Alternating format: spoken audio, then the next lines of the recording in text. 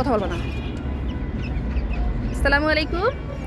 তো আমি সেই পাতা কফি, ডিম আর মিক্স করা ভুসি ভাতের বারের মিক্স করা খাবারটা আমি মুরগির বাচ্চাদেরকেও দিছি, আসল মুরগির বাচ্চাদেরকেও দিছি, কারণ ওদের খাওয়া শিখতে হবে আস্তে আস্তে। তার জন্য ওদেরকে দেওয়া শুরু করছি যাতে ওরা আস্তে আস্তে খায়। তো প্রথমত খায় নাই, একটু করছে খাওয়ার, কারণ এগুলো এই সমস্ত খাবারের সাথে রুচি নাই, মানে অভ্যস্ত নাই, পরিচিতি নাই, তার জন্য প্রথমে একটু খায় নাই।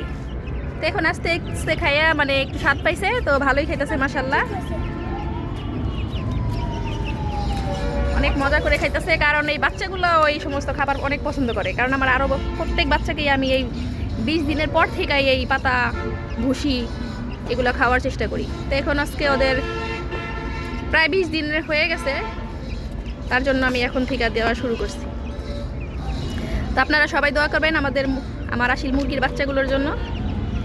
আপনারা সুস্থ থাকবেন, ভালো থাকবেন, আল্লাহ হাফেজ।